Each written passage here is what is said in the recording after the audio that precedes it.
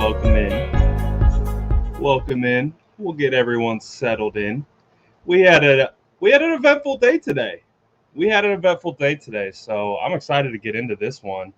Have already spoken to multiple people on site, gotten insight on top of course, the normal information gathering that we typically do. Um, but it's the reactions that are coming out of camp right now. Um, it's pretty interesting. So, what we're going to do right now, though, typically of how we get into this, let's do the administrative information first. Administrative information first. We'll talk about who was at camp, who wasn't at camp, and for what reasons, and then we'll get into the meat of the segment, which is quarterback. We all know we're going to talk about quarterback, but let's get into some of the administrative stuff.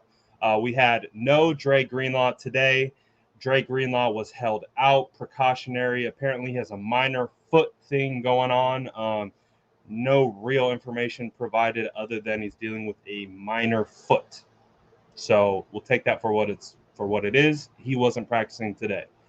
Jalen Hurd had a maintenance day yesterday, but didn't practice today. So that typically starts to indicate potential setback.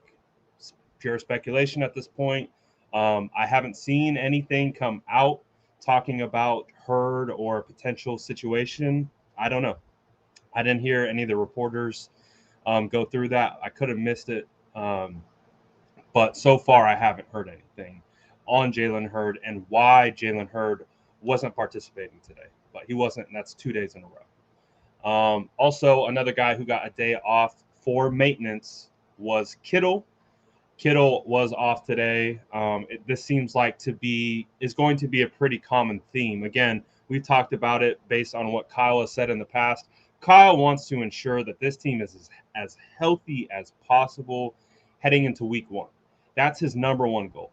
Be healthy for week one. So if he can give these guys days off, because again, guys like Kittle, for example, they've been grinding and working their tails off all offseason. They know the system, they know the scheme, they know the guys, so that's okay. We can live with that. We actually prefer that. We're okay with some of our guys taking a seat because can't get hurt when you're taking a seat. Knock on wood. Bosa was back today. We got Bosa was back. Javon Kinlaw still kind of monitoring the knee. I don't believe he played in team period again. So they're just monitoring the knee, being safe with the knee. Javon posted a day or two ago to his Instagram story that he has no injury. So there's that. No injury, according to Javon Kinlaw. Go straight to the source, right? So Javon said he's fine. Again, it feels like they're just making sure they're as healthy as possible, not pushing through anything. Makes sense. Let's see. Before we get into the quarterback, we'll get into the quarterback. We will. Promise me, or I promise you, we will absolutely get into the quarterback. But for right now, let's focus on some of the other guys. So I had Joe Shasky and Bonte Hill join me on a live right after practice. They were there. Both of those guys, if you aren't familiar with them, they host the morning show, the morning roast on 95.7 The Game. That is the sports station here in the Bay Area, one of them. And they do great work. And so it was really awesome to get them on and get their insight. Some of the things that they felt was impressive were guys like Arden Key, Mo Hurst. They said Arden Key had a really nice rep, had a really good spin move. Mo Hurst is showing explosion. Mo Hurst is really looking solid on that interior. Again, two guys that the Raiders released. And they found themselves both on this 49ers roster. And by all accounts, it sounds like they're fitting in and they fit the mold of exactly what we're looking for from an interior defensive lineman and edge play. So that's great to hear out of those two guys. And again, that's with no D Ford, no Bosa in team period, and no Kinlaw in team period. So we got today in defense, there's a lot of depth guys getting more run, um, and the defense was still being successful today. So you'd love to see that. By all accounts, the linebacker's been balling out. Fred Warner got a pick six. Al-Shaair got maybe a couple PBUs. Again, no Dre Greenlaw today. But by all accounts, linebackers looking solid. Jason Verrett, apparently, I think my guy Jordan, Splash Cousin on Twitter, is doing some work for Niners Nation. He is saying Jason Verrett looks like the best player on the field. So you love to hear that. You love to hear that out of our DB group. I'm also hearing KP, who actually runs Niners Nation. He's saying Jimmy Ward might be the best defensive player, skill player on this roster. So by all accounts, Verrett looks good. Ward looks good. Some of the depth guys are looking good. So the defense, from all accounts, the last couple days, looking solid, looking sturdy, exactly what we want. If we switch over to the offensive side, one of the things that they told me that I was really happy about, because I've been banging the table. Like, if you guys were on the live when we signed him, I was actually live in the middle, like when the notification came across that we signed Wayne Gallman, running back. You guys know that I'm a big believer in Wayne Gallman. I'm a big believer in his talent. I'm a big believer in his skill set and the way his skill set fits our current running back room. I think Wayne Gallman is someone that we need to watch out for. And those guys came on and said, Brad, Wayne Gallman's looking slippery. He's looking real nice out there. So don't forget about Wayne Gallman. So I love hearing those reports coming out of camp that Wayne Gallman is looking solid. By all accounts, all the running backs are looking great. All the running backs are looking great. Elijah Mitchell, Mostert, Trey Sermon, Wayne Gallman. Our running back room right now is looking pretty damn solid. We should be feeling pretty good about how this whole squad is being set up and how we're gearing up to move into this season. And then, of course, you can't have good running back play, though, if you don't have solid offensive line play. It all starts in the trenches. It all starts up front.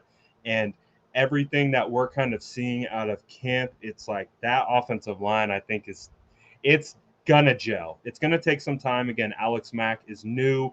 They're working in Aaron Banks. So there's some new pieces to the squad. But by all accounts, it feels good. It looks good, feels good, smells good. I feel like it's going to be good. One of the things that I noticed today from watching the 49ers live stream, shout out to 49ers for the live streams. Those things are so clutch. I can't say it enough. I just want to keep saying it so maybe if they hear it, they keep bringing it back. And make sure you guys tell them how much you like the live streams as well, because we want these to keep going. Who knows? Maybe even into practice. I'm just saying. We like the live streams. We like the access. So one of the things that I was watching when they panned over to the offensive line groups doing individuals. Now, the things with individuals is you work a myriad of different techniques. You're doing literal individual technique. With the offensive line, you do tandem technique because you got to double. You got to be able to peel the backer. You got to pull. You got to do all different kinds of things as an offensive lineman that is predicated on the guy next to you. You have to be able to work with the guy next to you. You have to know what he's going to do. You have to know what his technique is and how it works with yours. You have to be on the same page with the guys next to you on the offensive line. So one of the things that I took away from watching individuals, which I thought was interesting, again, it was just when they happened to pan to it. Just when they happened to pan to it. I don't know the context before it or after it. But what I saw was Alex Mack, again, by all accounts, he will be the starting center. Alex Mack will be the starting center. He was speaking today. People keep talking about him. Alex Mack. I think Mike McGlinchey today called him one of arguably the best center of our generation, and I don't disagree. If you're on YouTube, you can see right behind me, I got my Cal banner. As a center myself, Mac was someone I personally looked up to. He was someone's game that I watched when I was playing in college, when he was at Cal. So I've watched his entire career, and I think Mike is exactly right. He's a generational guy. He is a really, really smart, sound center. By all accounts, he's taking on. He's being a leader in that room, bringing these long guys along, doing all that good stuff. And that transitions into Aaron Banks, the 49ers' second-round draft pick out of Notre Dame. One of the things that is really exciting to see again is those two working together. So when they panned to individuals, they were doing a tandem block. So they're working their outside zone technique, which is like essentially a zone or a stretch, because they have to really get down the sideline. So they're working in tandem to determine basically doubling the guy on the line of scrimmage, and then based on where the linebacker flows, whichever way he flows, that guy picks him up. So let's say, just for example purposes, you're running to the right, you're down blocking, or you're blocking on a D tackle, and then the linebacker escapes over the top. Well, guess what? That outside lineman has to peel off and go get that linebacker, and the underneath lineman takes over, if that makes sense. So they're working on that technique, and they're working on being together, being in tandem. Again, Alex Mack at center, Aaron Banks at right guard. Cam Inman was the first one who put me onto this in OTAs. When I asked him, I said, where are they lining up Aaron Banks? Where is he? Is he at left guard? Are they putting him behind Lakin, or are they putting him behind Brunskill?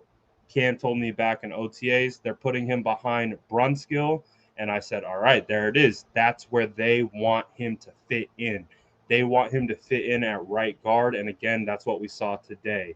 We saw Alex Mack and Banks at right guard, working tandem blocks, working tandem technique, working together, building that relationship. So I'm not going to take anything more away like, oh, Banks is starting for sure. We don't know. You can't take away anything from that, but what you can take away again is where they're placing him and the fact that they are actually putting them together and seeing that cohesiveness and building that relationship on the interior offensive line. It means a lot. The small nuances of the game, again, the trenches is a game within the game. So when you're seeing guys like that work together, like I said, it's super important for centers to know how to work with their guards. They have to know how to do that. So they're working together. I like it. And Brunskill was holding the bag. So I don't know what that means for depth. All I know is they're trying to fit him in at right guard. That's all I know. And he's working with Mac. So that's cool. Going on. All right. I think you guys are ready. You guys ready? You want to talk about the quarterbacks? Should we do it? Typically, when we talk about the quarterbacks lately, I allow you guys to get ready, get prepared, get a nice cold drink or whatever you need to just kind of sit back and relax while we go down this pathway to discuss quarterbacks. So if you guys are ready, we'll get rocking on this thing. So today we've seen our first kind of separation, our first like eye-opening, like there's a lot of similar chatter amongst beat reporters, people who are in attendance, other media. It's all coming together, and they're all kind of saying the same things. So like I said, I spoke to 4 people directly who were at camp today. I talked to my guys, Jordan Elliott and Jason Aponte. Those guys were there. And so they got to take it in. And I also spoke with Joe Shasky and Bonte Hill from 95.7 The Game. So I got multiple perspectives, and that I think is really beneficial when I can't be there to watch it. So what I got is essentially the same thing. Is both the picks that Jimmy threw. Again, Jimmy threw 2 interceptions. They weren't good picks. Basically, the first one was over the middle of the field. It was a short to intermediate pass. And basically, essentially, of what I've gathered and what it sounds like, is it doesn't sound like Jimmy was able to identify the underneath defender.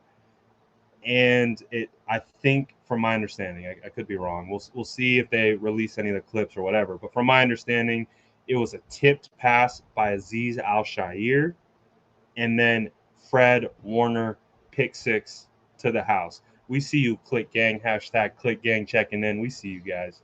So what happened, from my understanding, is it was just a poor read. It was a poor, and again, these are one of the things that with Jimmy Garoppolo that we tend to look at and try to understand further of what is really happening. And one of the things that we see a lot is this tendency to not see certain underneath defenders. He's put it on tape in 2019, 2020, and it could potentially still be happening in camp. So again, just got something to be aware. Again, I didn't see it. I'm just trying to relay the information secondhand as much as possible. So by all accounts, the two picks weren't great, but there is a but when talking about Jimmy. He did make really good throws.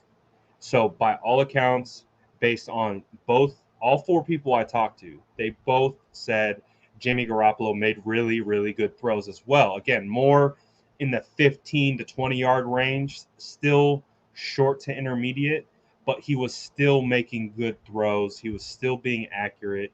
It was just really those two bad passes. And then the second one, the second INT, which is kind of what is getting everyone kind of stirred up and stirring the pot a little bit. And again, I already posted on my personal Twitter the dog with the PTSD wearing the Niner hat, just losing their mind because it started to happen again. You guys were around in 2019 when Jimmy threw 5 picks in a row in practice. The entire internet, 49ers internet, burned to the ground that day. But we know what happened. The 49ers went 13-3 and went to the Super Bowl. So, again, we're talking about practice. Let me channel my inner AI. We're talking about practice. All right? So, take it with everything with a grain of salt. Everything comes with a grain of salt. But the second INT, from all accounts, was a pretty bad pass. So I keep seeing the term double clutch. Double clutch. I don't know if I got a ball around here. I do, I think. So, double clutch. So quarterbacks, they're reading the field. They're always they're ready to go. They're ready to rip it anytime. And so when you say double clutch, it's kind of like you go to throw, but you're not confident with your read or what you're going to do. So you kind of clutch it. You kind of like do one of these, or like you know what I'm saying? That's a double clutch. So I've heard Jason talk about that. I've heard a couple other reporters talk about that. So in this series and some of the other things that I'm hearing is they're still kind of noticing that Jimmy might not be he doesn't look super comfortable in the pocket. Again, this is from other sources, but they're saying Jimmy doesn't look super comfortable in the pocket. And on this particular play, he did a little clutch, which means you're not ripping it necessarily when you want to rip it. So that changes your whole internal mechanics. It changes everything. So we kind of wanted to double clutched it, then ripped it, translated into, from all accounts, again, just being kind of a wobbler, I guess, and severely underthrown is what I've seen to Deebo Samuel. What I've also heard is Deebo Samuel was showing visible body language of kind of being like, man, just give me the ball.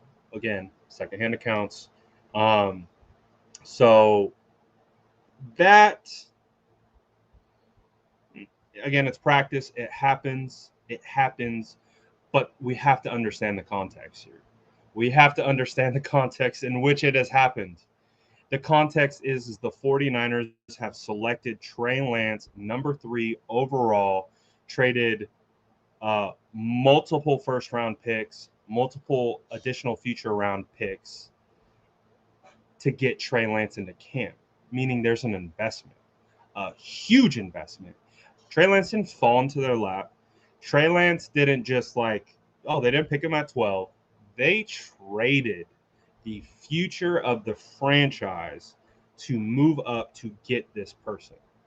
So that's the context. And so when Kyle came out like 3 days ago and said there's no quarterback competition, that was just to appease media, appease fans, keep the levels low, not to get anyone too riled up, because again, there is no benefit of saying that it is an open competition or it is Trey Lance's job, because that just puts pressure on Trey Lance.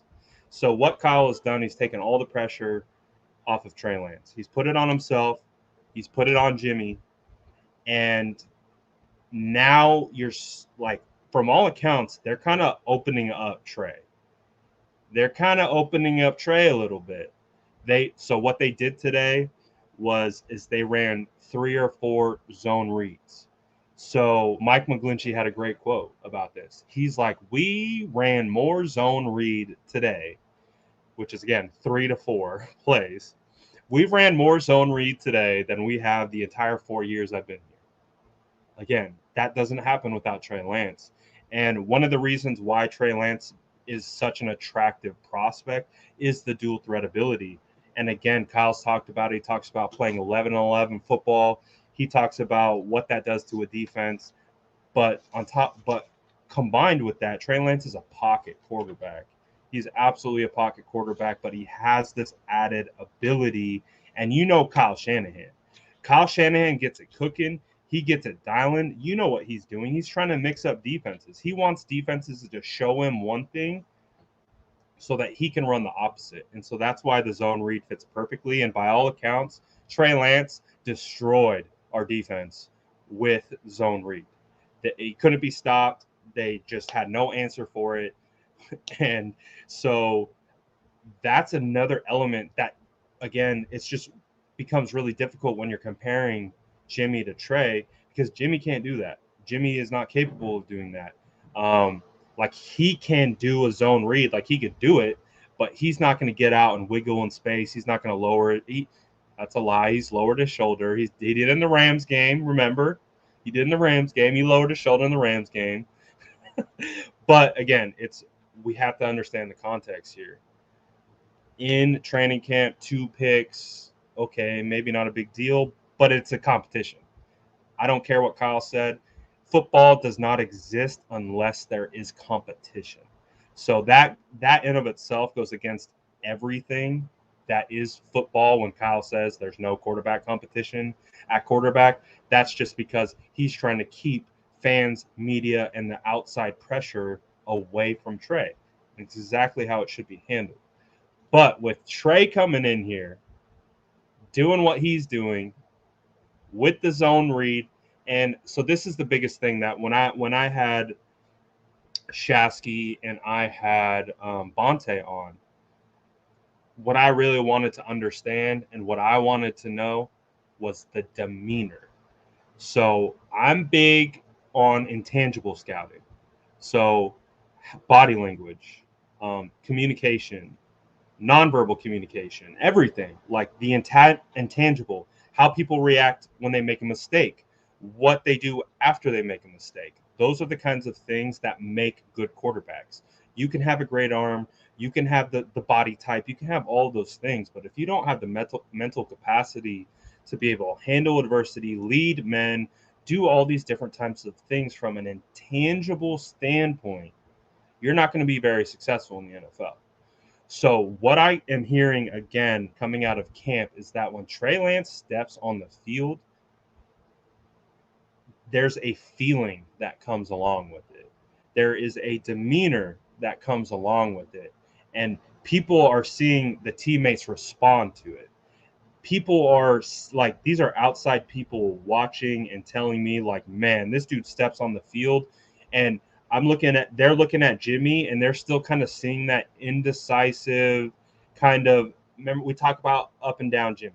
We talk about up and down Jimmy. Up Jimmy is really good. When Jimmy's high, like he's top 20 quarterback. But we've seen when Jimmy goes through these kinds of levels.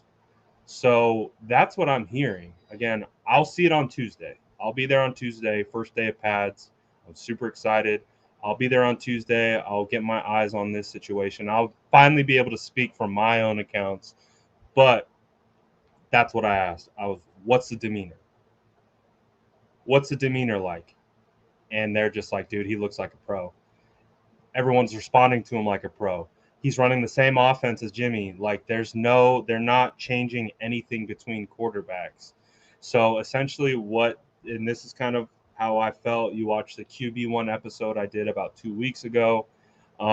This is the kind of natural progression is that for Jimmy to win this job and start week 1, he has to be perfect.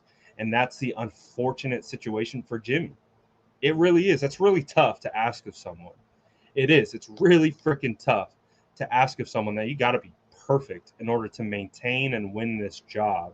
But that's what happens when a team trades up to 3 and they select another quarterback. And if that quarterback comes in and starts playing well, then the entire conversation changes.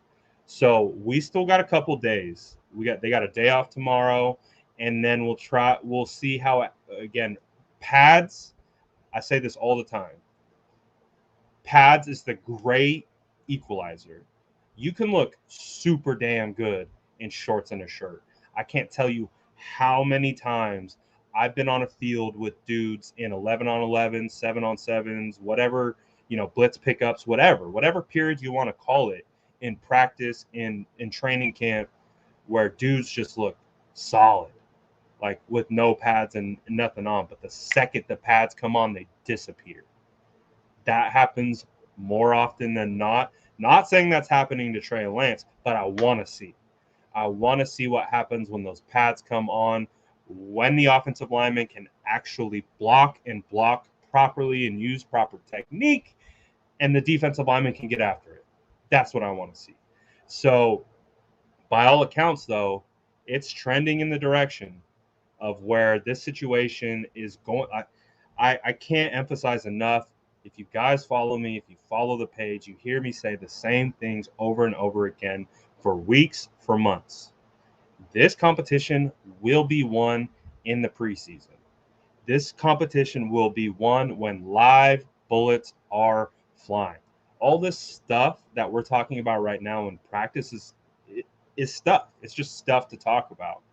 But what we'll see in preseason, when it's live bullets, and these two quarterbacks know they're in a competition, they know they're in a dogfight, they know it's mano-a-mano. Doesn't matter if you're boys. I've been boys with guys that I compete with. It's the nature of the business.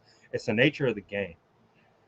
But the second those lights turn on and it's preseason time, that's when this competition will be waged. And we've seen multiple situations where rookies have won jobs in preseason over veterans. Matt Flynn and Russell Wilson. And then you see Matt Schaub, Derek Carr with the Raiders. You've seen it multiple times.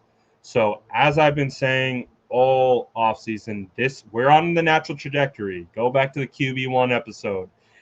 Go back. The QB1 episode might be like this nice little time capsule of just like of this whole offseason playing out. So essentially where we're headed is we are headed towards a real quarterback competition. I know Kyle Shanahan said there is not one, and he said, what he said. He's coach. And really quick on that, I don't listen to NFL coaches or NFL GMs when it comes to player transaction or roster configuration. It is very, very rare that you will find a coach, a GM, a person of high-ranking level to divulge real information that you don't need to know. It is so rare. What they do is they protect themselves. They make sure that the messaging is proper and can't come back at them. You know what I'm saying? So with Kyle Shanahan, what he did earlier in the week, saying there's no quarterback competition, he's protecting his guy. And it makes a lot of sense. He's putting the pressure on him. He's putting the pressure on Jimmy, alleviating it from Trey. And again, so now you're starting to see it. Now Trey is earning the job. Now Trey is winning the job. And that's how you have a seamless transition. Because again, we know how divisive this topic is. We know how divisive this quarterback topic is. So the fact that we can keep going down this path, we could see it open up and really see some things start happening with preseason. So again, by all accounts, these aren't my eyes. These aren't my eyes. And these are things that what I'm talking about that I scout and I know what to look for, and so I'm well prepared going into it. But that's what I'm hearing.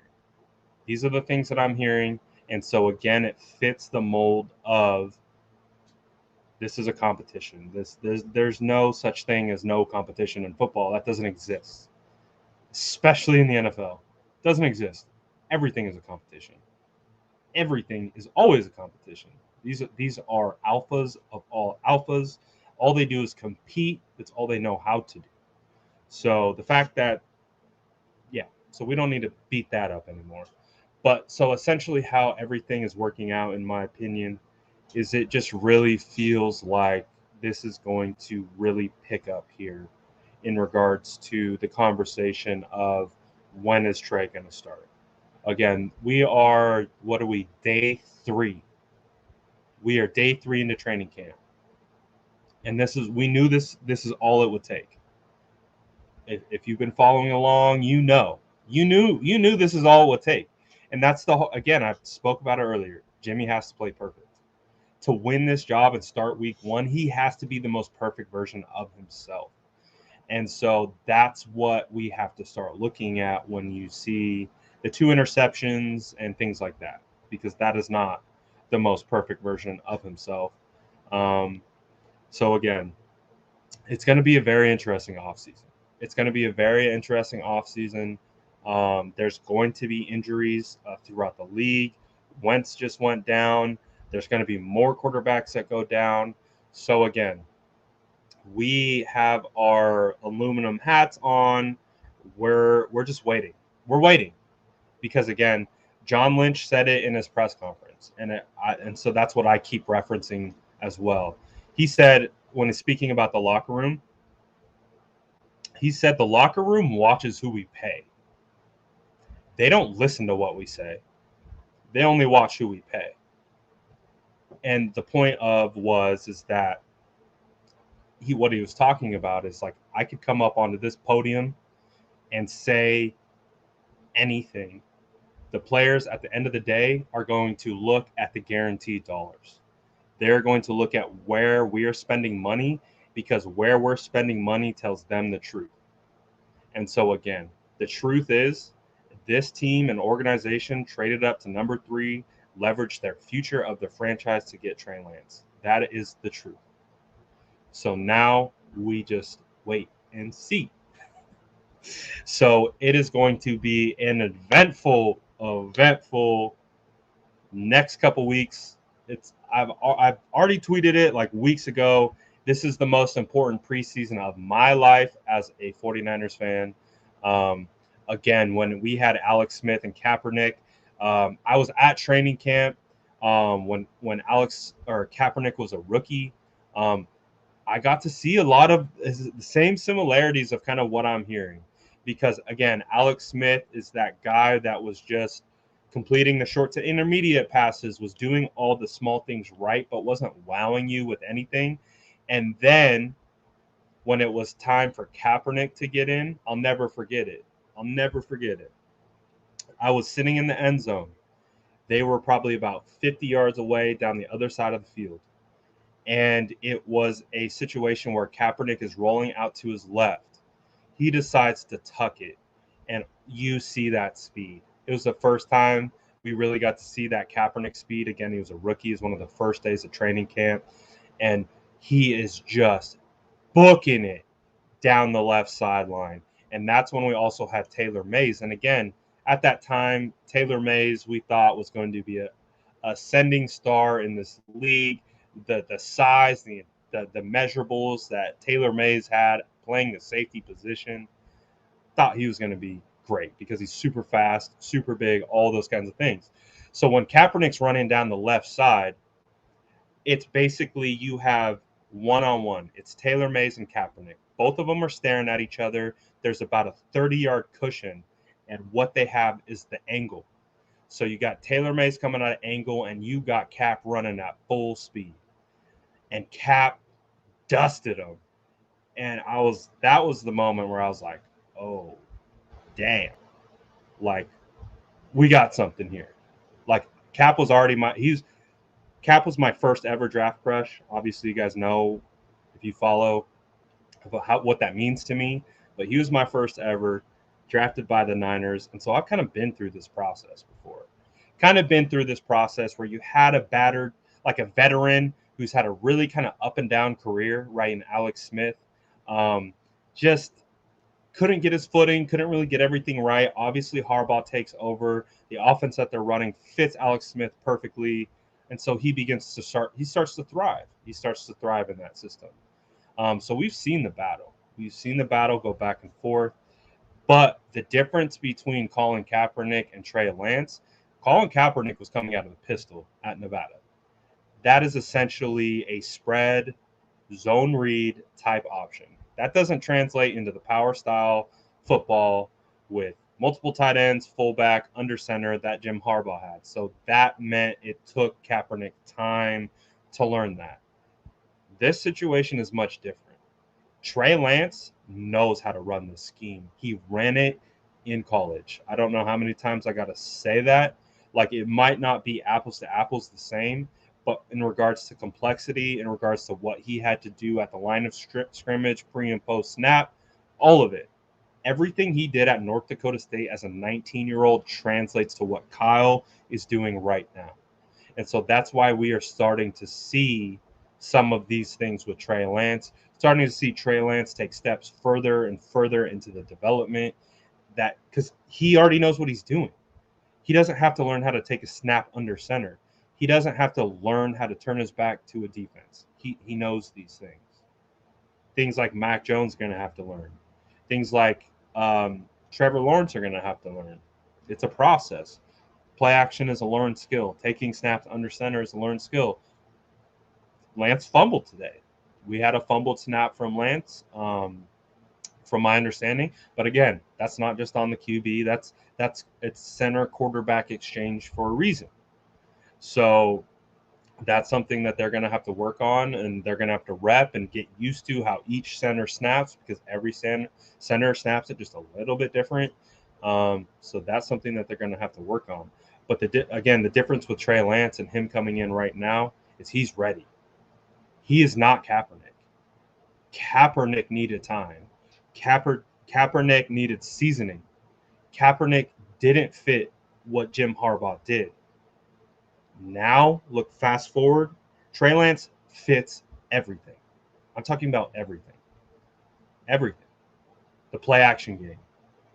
The ability to run zone read, but play from the pocket. He's a pocket quarterback. Trey Lance is a pocket quarterback. Don't let anyone else try to tell you differently. Trey Lance is a pocket quarterback. He will win many, many games in his career from the pocket, but guess what? He has that second intangible gear of being able to run. And he showed that today. And again, by what everyone is saying, they're just like blown away by his ability to run, play in the pocket, be a leader, manage the huddle, the demeanor, everything at the age of 21. So again, it's just going to be a situation. If Jimmy Garoppolo wants to be the week one starter, again, I've said this all offseason. I'll keep saying it because you have to. Jimmy Garoppolo needs to play perfect in order to be the week one starting quarterback. But that's what I'm saying. Being perfect is difficult. That is a very hard thing to do because guess what? Football is an imperfect game. Football is about making the least amount of mistakes.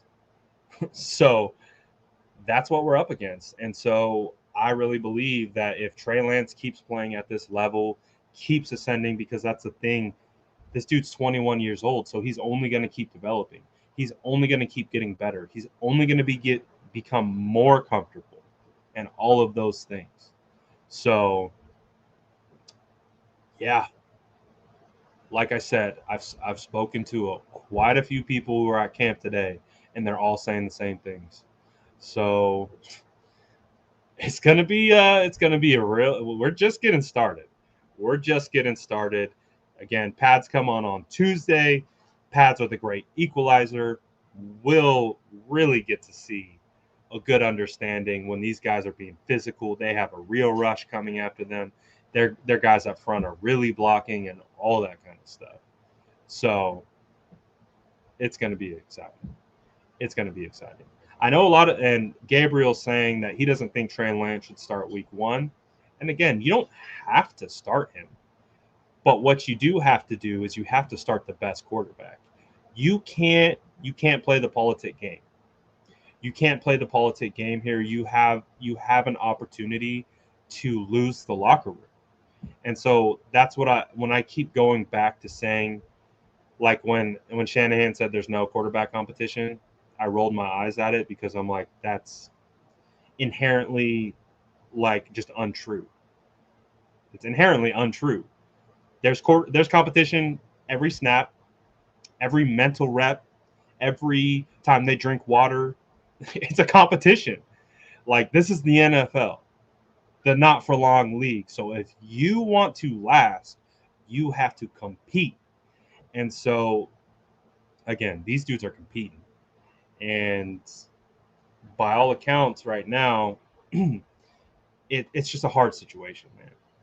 It's just a hard situation because I know these guys on this roster love Jimmy. I like Jimmy. Like, I think Jimmy has the potential to be a much better quarterback than what we've seen thus far. But again, it's not me they got to prove that to. It's not me. It is Kyle. Jimmy's got to prove that to Kyle. And right now, Kyle's watching Trey. And that's what you're scouting. That's what you're evaluating. You're not evaluating your thoughts. You have to evaluate through the lens of who is making the decisions for this team, and that person is Kyle Shanahan. And Kyle Shanahan staked his entire career on Trey Lance. It's just a fact. That's just a fact. So when these reports start coming out, you're starting to see the fan base sway.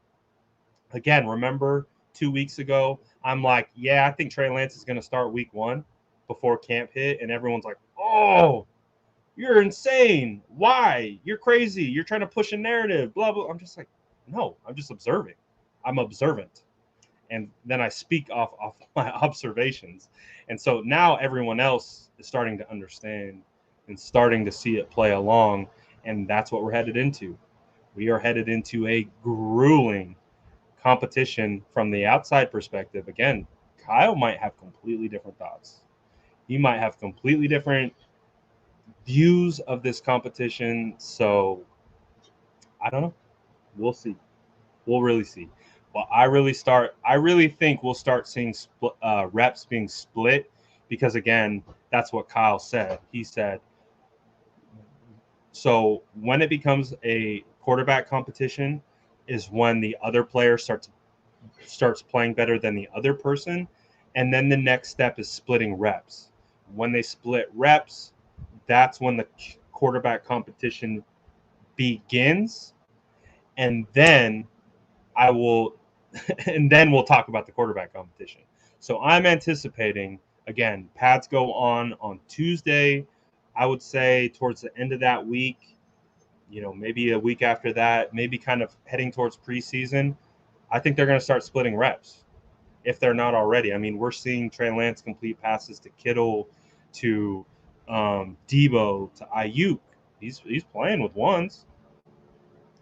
So we'll see. But I think that's coming. I think that's coming sooner rather than later. And then we will actually be talking about a real quarterback competition when, again, Trey Lance has won people over. Because again, this is a divisive subject amongst the fan base.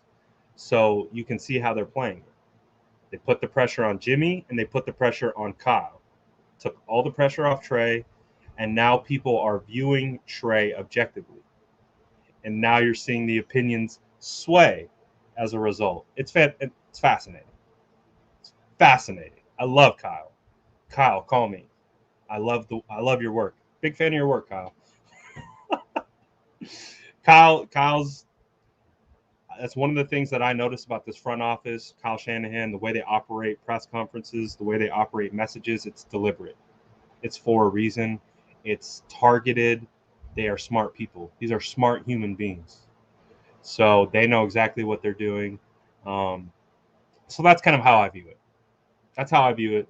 I think this is the first step towards that direction. Niners Unified says that there's more on YouTube than IG. Yeah, I got almost 200 people watching on YouTube, Facebook, and Twitter, and I have 4,000 subscribers on YouTube, and I got 86,000 subscribers on Instagram, and we got 28 people on Instagram. It just shows you I'm almost going to go on a huge rant about the algorithm that Instagram has, but I'm not going to. Shout out YouTube. YouTube's got the best one. Speaking of algorithm, if you are watching this video, please like and subscribe it right this second. Let's see those numbers shoot up even more. Let's go. And if you're on Instagram, why aren't you on YouTube? Just get over to YouTube. Make the great migration. Let's get this thing rolling. So now I'm done with my rant. I'm done with my breakdown. I'm done with it all. Again, you guys will be able to go back and watch this whole thing. If you kind of showed up in the middle, it will be on YouTube.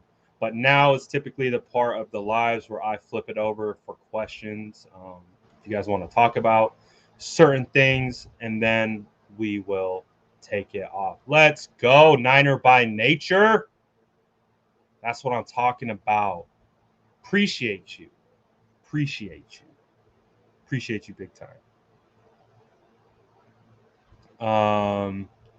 New to the page, but do you think Trey is starting this year? Well, thank you for joining us. Do I think Trey is starting this year? 100%. It's when is he starting? That's, I think, the question. Is it week 1? Is it after the bye? Is it week 4? Is it towards the end of the year? I think we all believe that Trey Lance is going to start. It's just a matter of when. We just don't know yet. We just don't know the exact timing. You think I got shadow banned? I'm 100% shadow banned. Instagram has been messing with my account since day 1. I am 100% shadow banned on Instagram. That's why we're on to like every other platform you can think of, because IG is a poverty app. I don't like IG. My sister, just going again on a quick rant, my sister works for one of the biggest brands in the world, and she is a social media manager. So she manages all the social accounts. They have multiple millions of followers on every single one of their accounts, and Instagram, they have a lot of followers. And she tells me every single day they have a weekly meeting with Instagram, and all they do when they get into those meetings with the Instagram reps is scream at them about how terrible their app is. And I love it, because I'm like, I'm having problems, and I'm just a little 49ers page. And you're talking about one of the biggest brands in the world can't even have Instagram doing their stuff right. Like, IG, trash. We're doing bigger, better things. But of course, it's just hard because I love the community we've built. The community on IG is amazing. The community is amazing. That's absolutely my favorite thing about IG. But it's the algorithm that I don't like. I don't like the behind the scenes workings, if that makes sense. Thoughts on Jordan Matthews signing? Was interesting. interesting. Uh,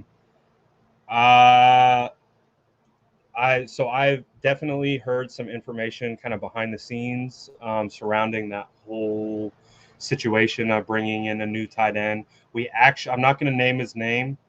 We actually had another tight end on his way to us.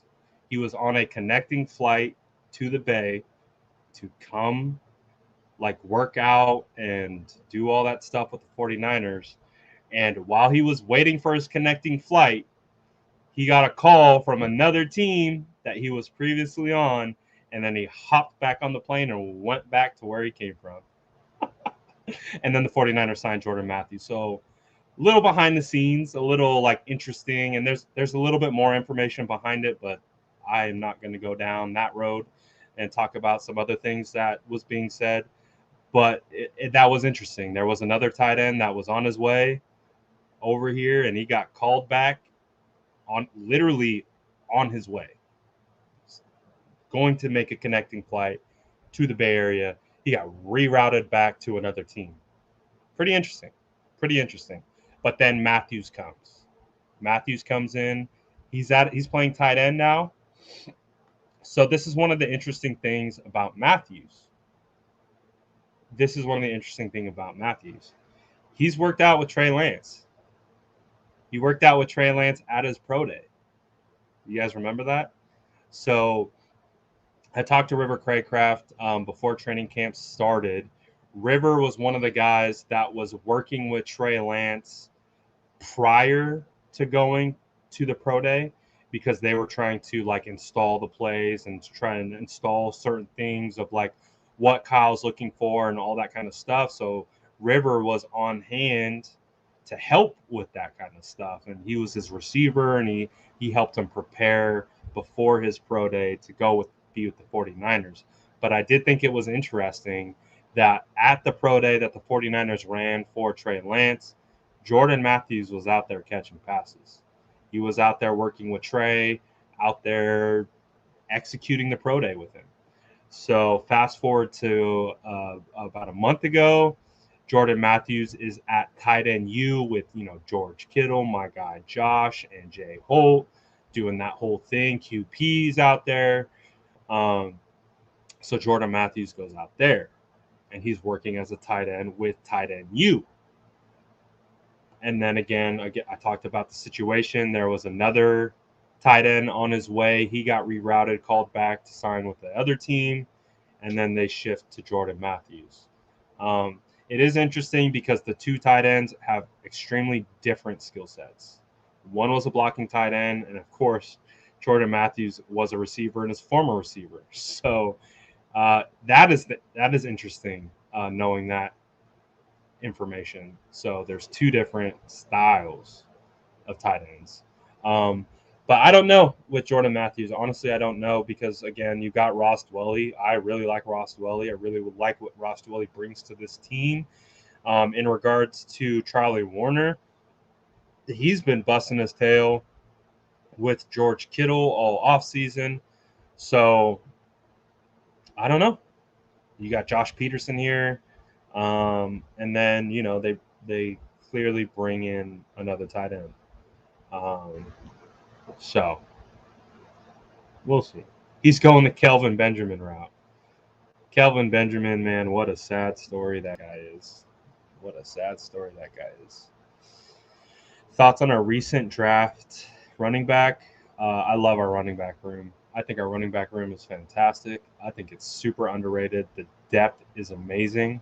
Again, all the way from Raheem Mostert, Trey Sermon, Elijah Mitchell, JaMychal Hasty, Wayne Gallman.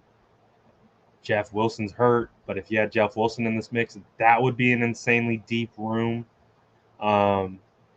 So it is what it is.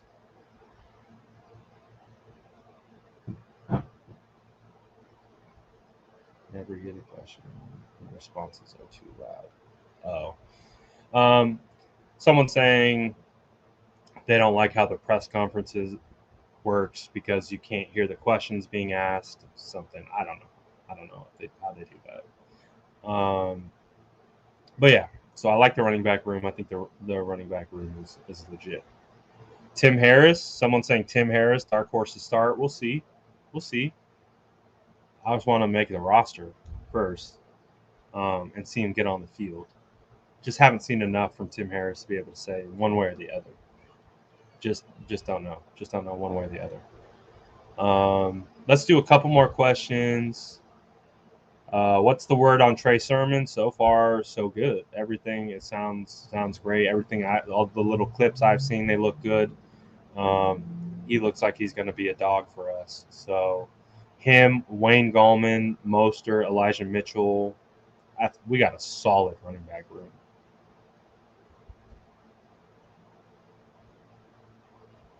Not sure what you're talking about, KSRV. How's Aiyuk looking? I love Aiyuk. I'm not afraid to say it. I put my money where my mouth is. I'm going out and trying to trade for him everywhere I can. I was just talking about it the other day. I think Brandon Aiyuk enters wide receiver 1 territory amongst the league. Talking about, and I consider wide receiver 1 being top 12. So I think he hits top 12 this year. I think he hits top 12. I think he surpasses 1,400 receiving yards or total yards. I'll say total yards. But I think he has the opportunity to put up insane production in this offense based on what he statted out last year. So taking what he did last year, trying to plug it into this year and projecting, I'm projecting him to have like 90 catches, probably over 100 touches, over 1,400 all-purpose yards, and maybe over 6 or 7 touchdowns. So if you're putting up those kinds of numbers, that means you're a wide receiver 1 in the NFL, and that's what I think Brandon Aiyuk absolutely will be. He's a wide receiver 1. Below, my guy, we see you. Bring back Frank Gore. I would love to, but we're stacked right now, running back. We're just too stacked. I don't see how Frank Gore would fit. Again, I've been talking about it this whole time. The only way Frank Gore fits into the 49ers equation is if he takes up one of the veteran practice squad spots and they stash him on the practice squad. And then they just bring him up and down because you can bring up 2 guys from the practice squad to dress each week. So that's the only route where I see Frank Gore coming back and being on the 49ers. If they were like, they got 16 practice squad spots, which is a big jump from where it's been in years past. So there is some extra spots.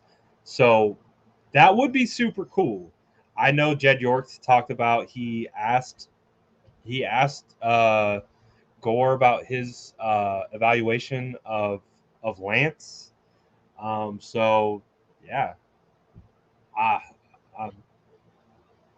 it would be super fun. I got Frank Gore in one of the pictures behind me. It would be so fun to get the tank back.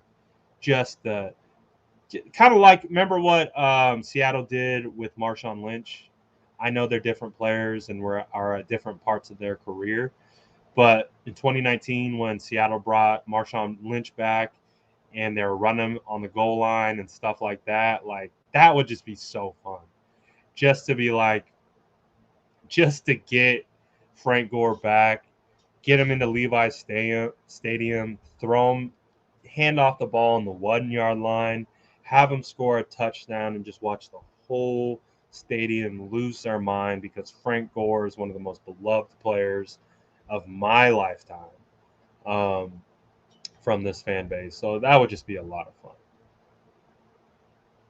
That would just be a lot of fun. Spam in the chat. You on timeout.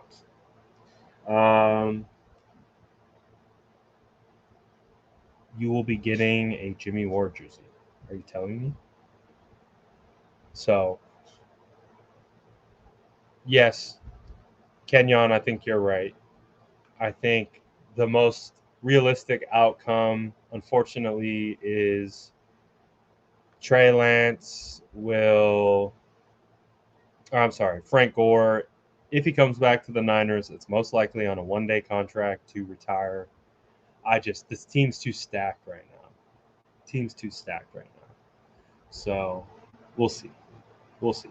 All right, that is perfect timing. I think I'm right there at an hour. If you are watching on YouTube, please shoot me a like and subscribe. We'd love to get you guys back here. We had a lot more people in there today, so that was a lot of fun.